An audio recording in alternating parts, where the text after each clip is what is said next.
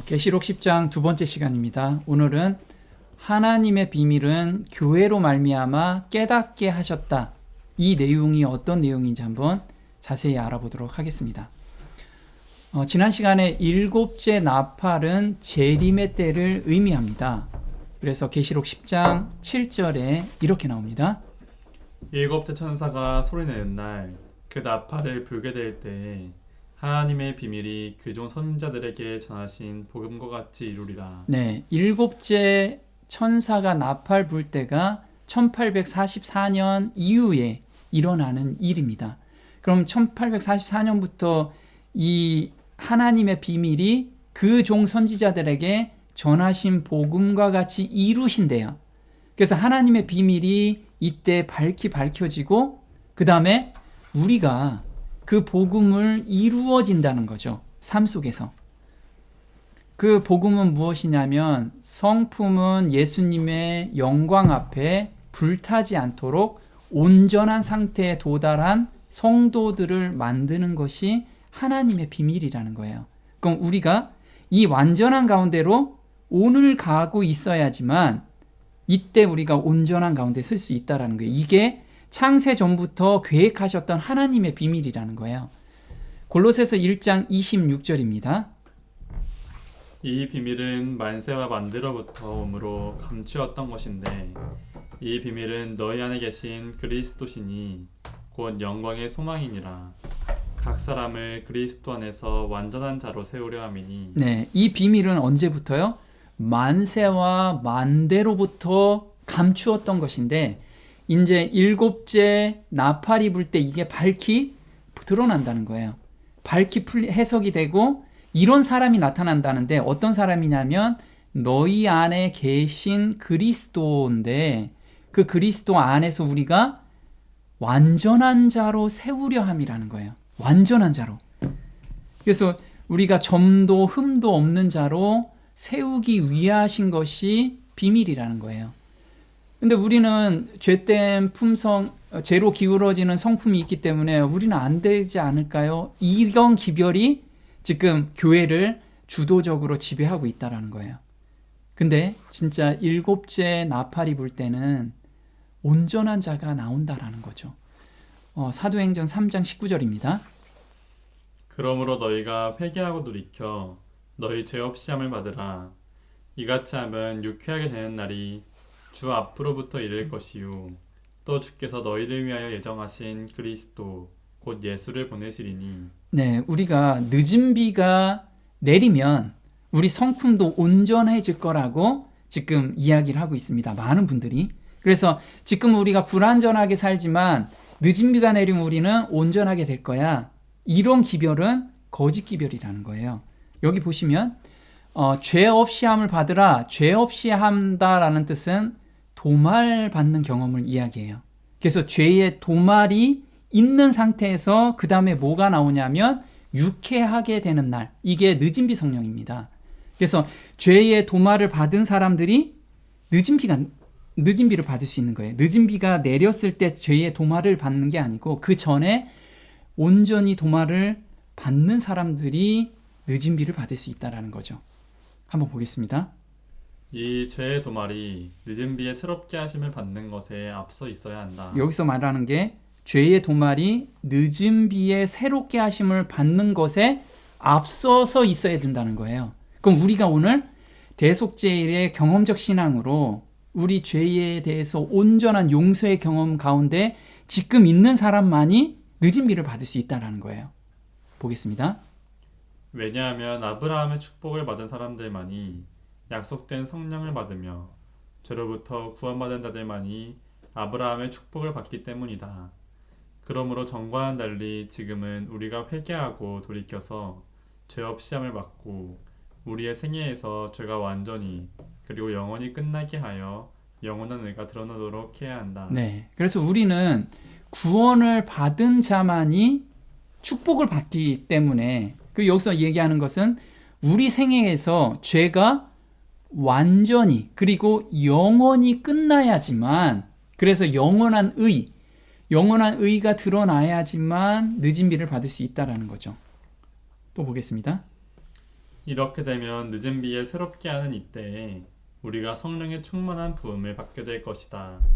이 모든 일이 완전히 이루어져야 천국 복음의 추수하는 기별이 하늘에서 내려오는 큰 권세로 온 땅에 전파되어 땅이 그 영광으로 환하여지게 될 것이다. 네. 그래서 우리가 죄의 도마를 온전히 받은 사람들이 그 다음에 늦은 비를 받고 그 다음에 세상 끝날까지 끝까지 복음이 전파된다는 거예요. 큰 권세로. 이게 순서입니다. 자, 대속죄일의 경험적 신앙에 대해서 우리가 일반 복음과 영원한 복음에 대해서 우리가 이야기를 했습니다. 이건 굉장히 중요하기 때문에 굉장히 정리를 잘 하셔야 돼요.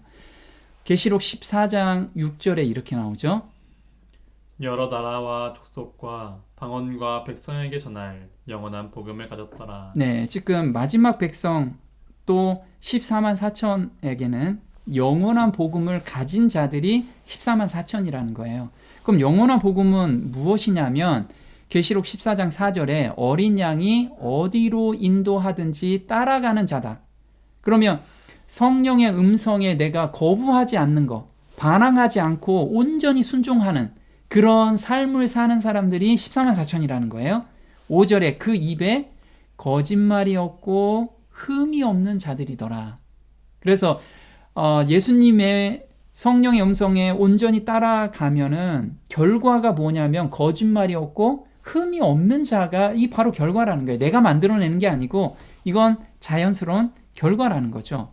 그래서 우리가 복음은 번제단과 성소 첫째 칸을 복음이라고 해요. 그래서 우리가 거듭남의 경험을 하고 자라남의 경험을 하죠. 그래서 번제단과 성소 이 기별이 복음. 그럼 바울 형제부터 시작해서 1844년 이전까지가 이 복음 가운데서 많은 사람들이 구원을 받은 거죠. 그러면 영원한 복음은 어떤 복음이냐면 바로 지성소 복음이라는 거예요. 지성소. 그럼 지성소라는 건 어떤 거냐면 히브리서 6장 1절입니다. 그러므로 우리가 그리스도의 초보를 버리고 죽은 행실을 회개함과 하나님께 대한 신앙과 찜례들과 안수와 죽은 자의 부활과 영원한 심판에 관한 교훈의 털을 다시 닦지 말고 완전한 데 나아갈지니라. 하나님께서 허락하시면 우리가 이것을 하리라. 네. 근데 이걸 억지로 만들 수가 없고요. 복음 안에 있는 자들이 이 영원한 복음으로 가려는 그 갈망 속에서 계속해서 하루를 살라는 거예요.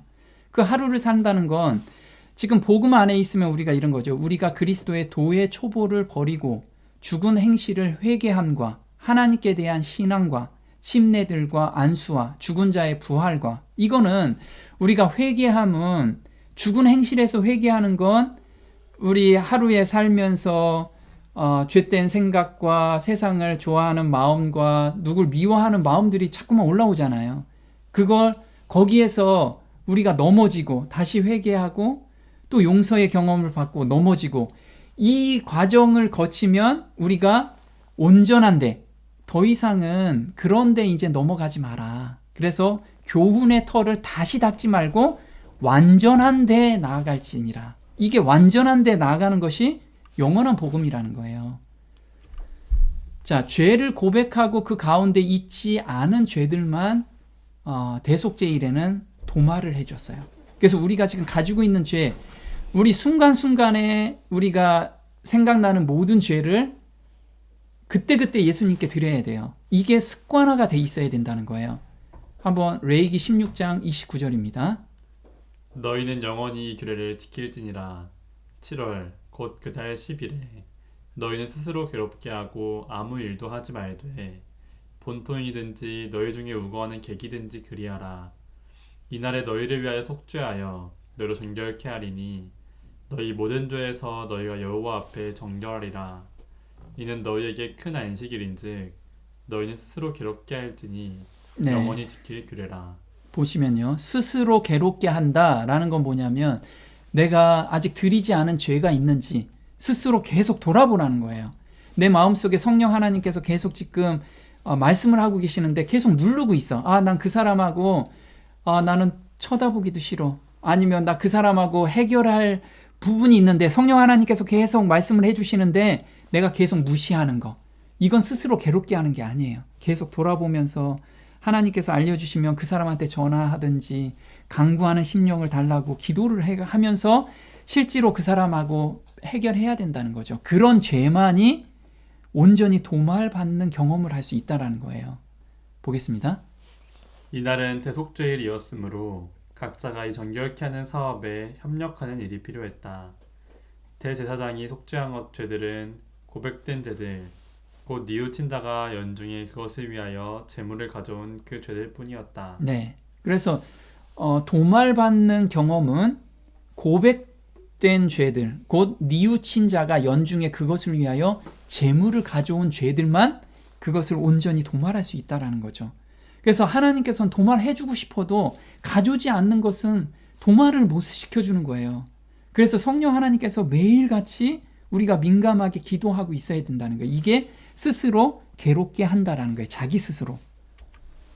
이렇게 하지 않는 자는 백성 중에 멸절시킨다고 그랬어요. 레위기 23장 29절입니다. 이날에 스스로 괴롭게 하지 아니하는 자는 그 백성 중에서 끊겨질 것이라. 이날에 누구든지 아무 일이나 하는 자는 내가 백성 중에서 멸절시키리니. 네, 여기서 아무 일도 하지 말라라는 건 뭐냐면 영생에 관련된 일을 집중하라는 거예요. 지금 세상 먹고 사는 거 그 별로 중요하지 않는 일에 목숨 걸지 말고 너의 영원한 생명을 지금 좌우하는 그 일에 집중하라는 거예요. 그게 아무 일도 하지 말라는 거지. 아무 일도. 자, 영원한 복음을 주신 이유는 두 가지를 준비시키기 위함입니다. 디모데후서 3장 17절에는 이는 하나님의 사람이, 우리가 하나님의 사람이죠. 거듭난 사람이 온전하게 되는 거예요. 그게 영원한 복음을 준 목적이라는 거예요. 또 모든 선한 일에 철저히 구비되게 하려 함이라. 준비되게 하기 위함이에요. 그래서 이 두 가지를 주기 위해서 우리한테 영원한 복음을 주신 거예요. 영원한 복음에 대한 기별을 주신 거라는 거예요. 그러면 여기서 온전하게 된다라는 뜻은 히브리서 5장입니다. 5장 13절입니다.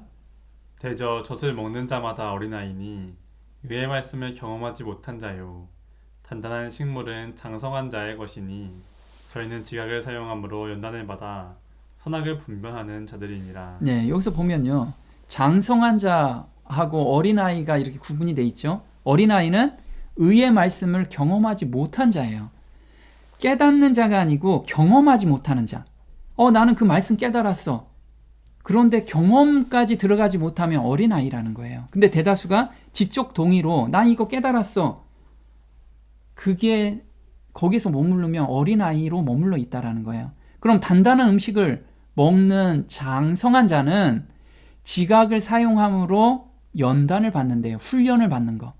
그래서 의의 말씀을 경험한다는 건 깨달았으면 그것을 훈련을 통해서 연단을 받는 거. 이것이 장성한 자라는 거예요. 그러면 온전한 자는 오늘 내가 그 말씀에서 경험 가운데로 들어가 있는 자가 장성한 자라는 거죠. 보겠습니다. 끊임없이 훈련을 받는 상태를 의미한다. 단단한 식물을 먹는 자는 훈련과 진리를 통해 성숙한 영적 분별력을 소유하게 되며 그 분별력을 통해서 선악을 분별하여 범죄치 않으며 하나님이 요구하시는 그리스도의 장성한 분량에 이르게 된다. 네, 그래서 우리는 믿음으로 믿음에 이르는 거. 오늘은 믿음으로. 그래서 믿음에까지 우리가 계속 자라게 해주신 거예요. 그러면 매 단계마다 우리는 온전한 상태로 가는 거예요. 그 경험 가운데 있는 자를 온전하다고 했기 때문에. 그래서 우리가 나는 언제 저 믿음에까지 갈까요? 고민할 게 없어요. 그건 하나님이 해주시는 일이지. 나는 오늘 나한테 빛이 비춰진 것에 온전히 순종하고 그걸 매달리고 경험 가운데 있는 자가 장성한 자. 그걸 알았으면 좋겠습니다. 자, 온전하게 된다라는 뜻 한번 보겠습니다. 이 천한 몸이 변하여 그분의 영광스러운 몸과 같이 꼴 지어지기 전에 우리는 나는 죄가 없다고 말할 수 없다. 그러나 우리가 계속하여 예수를 따른다면 점이나 주름 잡힌 것이나 그런 것이 없이 그리스도 안에서 완성되어 그분의 의와 완전의 옷을 입고 하나님의 보좌 앞에서는 복스러운 소망이 우리의 것이 될 것이다. 네, 사도 바울 형제도 나는 날마다 죽노라 라고 고백했듯이 우리도 어느 지점까지 가는 게 아니라 오늘에서 계속해서 죄와 싸우면서 올라간다는 거예요. 자, 완전한 상태에 이른 선진들이 있어요. 하나님께서는 이 선진들한테 완전하라고 말씀을 하시는데 우리한테도 그걸 요구하고 계세요. 오늘 요구하고 계신다는 거죠. 창세기 6장 9절에 이렇게 나옵니다. 노아의 사적은 이러하니라. 노아는 의인이요 당세의 완전한 자라. 그가 하나님과 동행하였으며. 네, 지금 하나님께서 노아를 완전한 자라고 이야기를 해요. 그러면 노아는 죄를 안 진 완전한 자냐? 아니라는 거죠. 성령의 음성에 온전히 순종하고 매달림으로써 완전하다고 지금 이야기를 하고 있는 거예요. 자, 창세기 17장 1절에 또 이렇게 나오죠. 아브람의 99세 때 여호와께서 아브람에게 나타나서 그에게 이르시되 나는 전능한 하나님이라. 너는 내 앞에서 행하여 완전하라. 네, 지금 아브라함한테 불가능한 이야기를 지금 요구하시는 게 아니라는 거예요. 행하여 완전하래요. 이거는 내 말에 온전히 순종해라 라는 뜻이라는 거예요.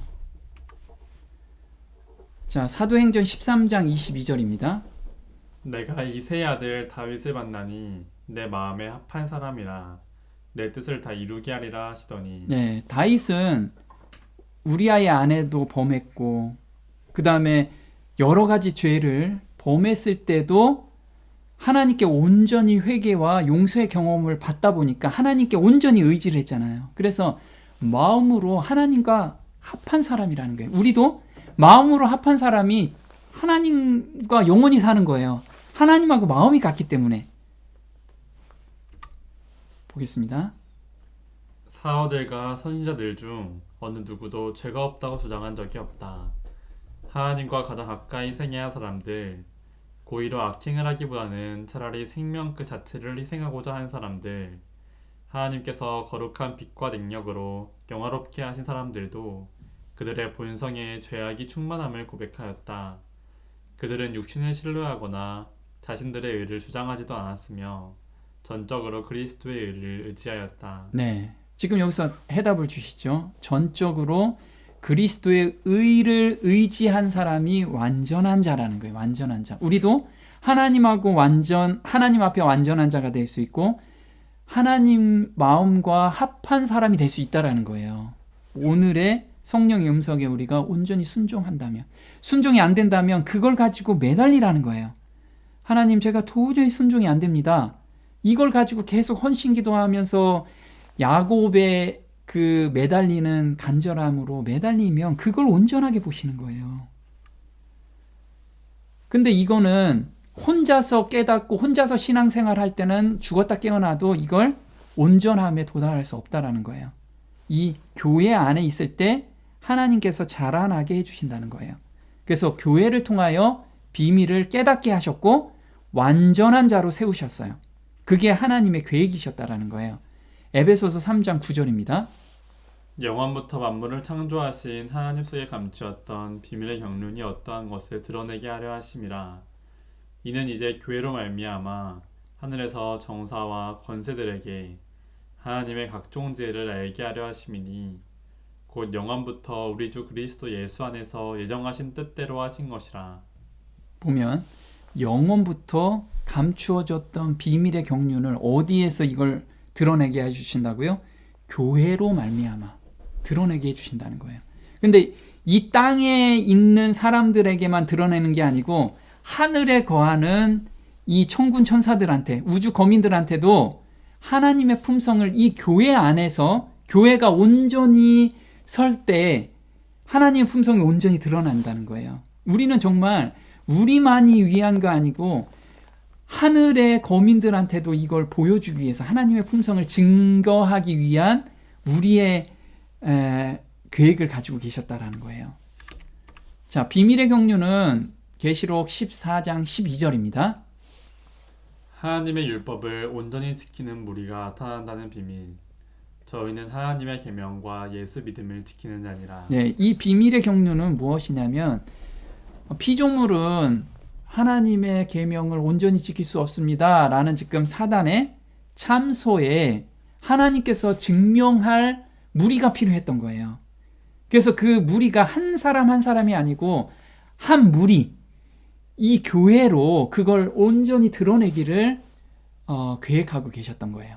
그래서 마지막 14만 4천은 저희는 하나님의 계명과 예수 믿음을 지키는 자니라. 자, 예수 믿음이 어떤 믿음일까요? 예수님은 생각으로라도 죄를 짓지 않으셨어요. 그게 예수 믿음이라는 거예요. 그 믿음까지 우리를 잘하게 해주신다는 거예요. 감사가 되죠. 그래야지만 하나님의 그 율법이 온전하고 하나님의 품성이 온 천하, 온 세계, 온 만물에 다 드러날 수 있다라는 거죠. 보겠습니다. 그리스도도 많은 사람의 죄를 담당하시려고 단번에 들이신 바셨고 구원에 이르게 하기 위하여 죄와 상관없이 자기를 바라는 자들에게 두 번째 나타나시리라. 네, 예수님께서 이제 재림하실 때 두 번째 나타나실 때는 죄와 상관이 없대요. 이때는 우리가 죄를 온전히 동말받았기 때문에 죄와 상관없이 예수님께서 재림하시는 거예요. 그런 자들만이 예수님과 온전히 만날 수 있다라는 거죠. 각종 지혜를 알게 하려 하심이라, 이거는 천사들도 살펴보기를 원하는 그 지혜, 하나님의 품성을 지금 온전히 이 만물에서는 아직 드러나지가 않았던 거예요. 근데 우리 영원한 복음을 이 땅에서 정말 실현할 사람들을 딱 보고 천사들도 그걸 보고, 와, 정말 하나님 품성이, 하나님의 계명이 온전하구나, 이거를 다 깨닫게 될 거라는 거죠. 보겠습니다. 구속의 결론에는 사람을 구하는 일보다 더 광범위하고 깊은 목적이 있었다. 그리스도께서는 이 일만을 위하여 세상에 오시지 않으셨다. 그분께서 오신 것은 단순히 이 작은 세계의 거민들이 하나님의 율법을 마땅히 생각해야 할 대로 생각하게 하는 것뿐만 아니라 온 우주 앞에 하나님의 품성을 옹호하시기 위해서였다. 네. 이 땅에서 우리 이 거민들이 율법을 온전히 지키는 것뿐만 아니라 그 모습을 보고 온 우주 앞에 하나님의 품성을 드러내기 위함이었다라는 거예요. 우리는 진짜 엄청나게 막중한 책임을 가지고 있어요. 그리고 하나님께서 우리한테 거는 기대가 엄청나다는 거예요. 그 마음을 좀 아신다면, 그 마음을 우리가 조금만 안다면 오늘 이렇게 살지 않을 거라는 거예요. 이렇게 안일하게, 나태하게 살지 않을 거라는 거예요. 이걸 우리가 좀 영원한 복음이 얼마나 축복된 복음인지를 깊이 좀 생각해 보는 시간이 좀 됐으면 좋겠습니다. 자, 교회를 통하여 훈련을 시키시고 흠도 점도 없이 만들어 주신다. 에베소서 5장 27절입니다. 자기 앞에 영광스러운 교회로 세우사 티나 주름 잡힌 것이나 이런 것들이 없이 거룩하고 흠이 없게 하려 하심이니라. 이 비밀이 크도다. 내가 그리스도와 교회에 대하여 말하노라. 네, 지금 교회로 세우셨는데 이 교회 안에서 우리가 성령이 주시는 그 음성대로 따라가면 서로 연합하고 그 다음에 서로 봉사하는 가운데서 각 사람이 티나 주름 잡히지 않은 상태로 우리를 인도해 가신다는 거예요. 그래서 이 교회 안에 없으면 우리가 이걸 이렇게 티나 주름 잡히지 않는, 이렇게 잘하는 게 불가능하다는 거예요. 하나님께서는 교회 안에 이걸 주셨다라는 거예요. 또 보겠습니다. 어떤 이에게는 능력 행함을, 어떤 이에게는 예언함을, 이 모든 일은 같은 한 성령이 행하사 그 뜻대로 각 사람에게 나눠주시느니라. 성령께서는 교회 전체의 유익을 위해서 우리 각 사람을 통하여 전능하신 하나님의 능력을 나타내 주십니다. 네, 교회 안에는 성령 하나님께서 각 사람에게 이렇게 능력 행하는 일, 예언하는 일, 봉사하는 일, 각 사람한테 이걸 나눠주신다는 거예요. 성령의 능력으로. 나는 안 돼, 이렇게 이야기하면 안 된다는 거예요. 왜냐하면 내가 하는 게 아니고 성령께서 하나님의 능력을 주셔서 이걸 하게 한다는 거예요. 하게 하는 이유는 교회 전체의 유익을 위해서. 그래서 우리는 각자한테 봉사하고 각자의 유익을 구하기 위한 그 마음으로, 그리고 어떤 사람이 그 훈련의 장이기 때문에 미워지는 사람도 있고 마음에 안 드는 사람도 있어요. 그때 하나님께서 우리한테 보여주시는 거는 네 성품에서 천국으로 가져가지 못할 성품이 바로 이거야. 이거를 여기서 버려야 돼.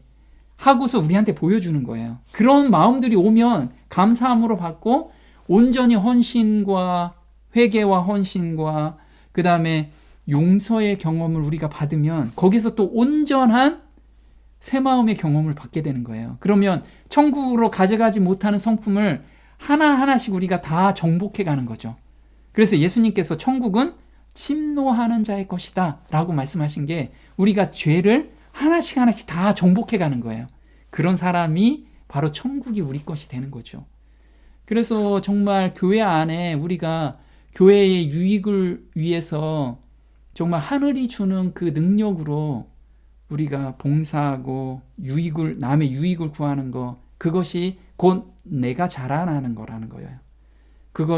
그 비밀이 크다라고 지금 에베소서 5장에선 이야기하는 거예요.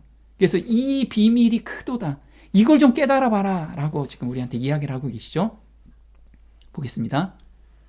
성령께서 성도들을 훈련시키는 목적은 자아를 온전히 십자가에 못 박게 하신 후 교회를 섬기는 일꾼으로 만들고 그로 인해서 복음이 땅끝까지 증거되게 하기 위함이다. 예, 그래서 복음은 자연스럽게 증거가 된다라는 거예요. 이 훈련 가운데 있으면.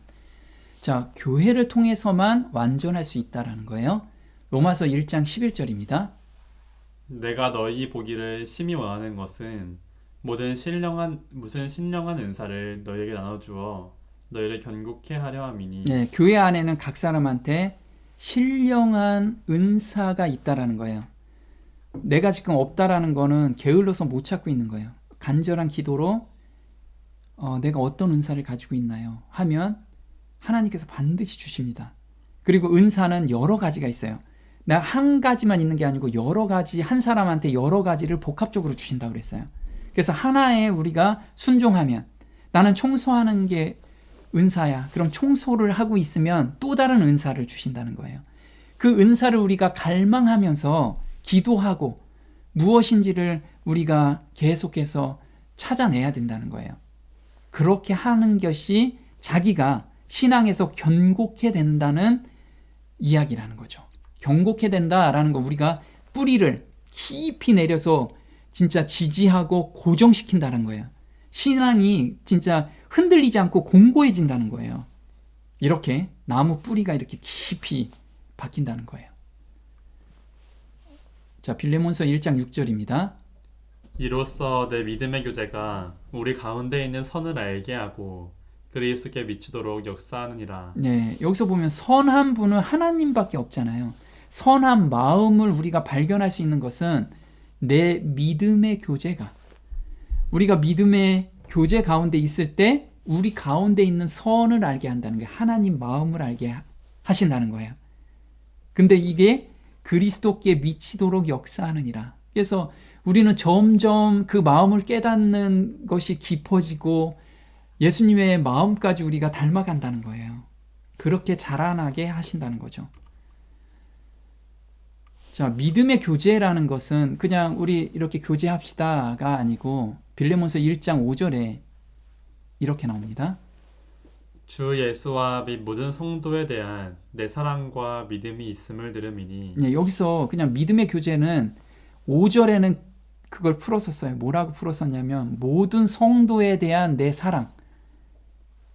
그 사랑이 어떤 거냐면 자기 재산을 다 팔아서 어려운 사람 나눠주고 그 다음에 복음을 접하고 싶은 사람한테 자기 시간 다 투자해서 복음 전해주고 이걸 한 것이 믿음의 교제라는 거예요. 그냥 우리 교제합시다. 이게 믿음의 교제가 아니고 실제로 순종하고 따라서 행한 남의 유익을 구하면서 하는 것이 믿음의 교제라는 거예요. 보겠습니다. 그리스도교가 가르치는 완전은 은둔이나 다른 사람들과 격리됨을 통해 얻을 수 있는 것이 아니다. 완전은 그리스도인들의 믿음이 동료 신자들의 믿음에 의해 격려와 자극을 받을 때 개발된다. 네, 지금 개발된다는 게 언제 개발되냐면 동료들의 그 믿음을 보고 격려와 자극을 받아서 개발이 된다는 거예요. 그래서 혼자선 절대 개발될 수가 없는 거예요, 이게 믿음이. 그래서 우리는 완전한 데 나갈 때는 정말 우리 믿음의 교제, 이 교회 안에서의 믿음의 교제가 너무 중요하다는 거죠. 교회를 통하여 하나님의 뜻이 펼쳐진다는 거죠. 사도행전 1장 8절입니다. 오직 성령이 너에게 임하시면 너희가 권능을 받고 예루살렘과 온 유대와 사마리아와 땅 끝까지 이르러 내 증인이 되리라 하시니라. 예, 여기서 각 사람을 불러서 복음을 땅 끝까지 전하라 이렇게 지금 말씀하지 않으셨어요. 어떻게 말씀하셨어요? 오직 성령이 너한테 임하시면이 아니고 너희에게 임하시면, 교회 안에 무리한테 임하시면 이게 땅 끝까지 전파가 된다는 거예요. 그래서 사도행전 2장 46절에는 이 예를 실제로 보여주셨죠. 보겠습니다. 날마다 마음을 같이하여 성전에 모이기를 힘쓰고 집에서 떡을 떼며 기쁨과 순전한 마음으로 음식을 먹고 하나님을 찬미하며 또 온 백성에게 칭송을 받으니 주께서 구원받는 사람을 날마다 더하게 하시니라. 예, 구원받은 사람을 날마다 더하는 그 원동력이 뭐냐면 날마다 마음을 같이하여 성전에 모이기를 힘쓰고 집에서 떡을 떼며 기쁨과 순전한 마음으로 음식을 먹고. 자, 여기서 기쁘고 순전한 마음에서 음식을 먹을 때 내가 앙가품을 하겠다, 아니면 형제와 자매가 어떤 앙금이 있으면 이 말이 나올까요? 안 나온다는 거예요. 기쁨과 순전한 마음은 그런 것이 온전히 없어졌을 때 가능한 거잖아요. 그래서 성도들은 이 성령 충만한 가운데 이런 마음으로 서로 계속 교제하고 봉사하고 이런 걸 했었다라는 거예요. 근데 여기서 또 보면 온 백성에게 칭송을 받으니, 칭송을 받는다는 건 뭐냐면 야, 그리스도인이 정말 그러네, 다르네, 이런 거예요. 그 주변 사람들이 다 그런 거예요. 이런 착한 행실을 그냥 보여주게 된 거예요. 그러니까 나도 저거 믿고 싶어, 저 그리스도교 믿고 싶어 하면서 사람들이 매일같이 늘어났다라는 거예요. 우리가 전도의 방법을 우리한테 알려주신 거죠. 자, 다시 예언해야 하리라. 무엇을 예언해야 할까요? 계시록 10장 11절입니다. 저가 내게 말하기를 내가 많은 백성과 나라와 방언과 임금에게 다시 예언하여야 하리라 하더라. 예, 다시 예언해야 된대요. 어떤 예언을 해야 되냐면 예언했을 때 다시가 아니고 1844년도에 예언했던 내용들을 다시 예언해야 된대요. 그때 어떤 예언을 했는지 우리가 보면 되겠죠. 재림 운동 때 예언했던 것을 다시 예언해야 하는데, 첫 번째는 지성소 기별인 죄의 도말에 대한 복음이에요. 영원한 복음. 이게 계시록 14장 6절이죠. 두 번째는 재림의 임박성에 대해서 우리가 예언해야 돼요.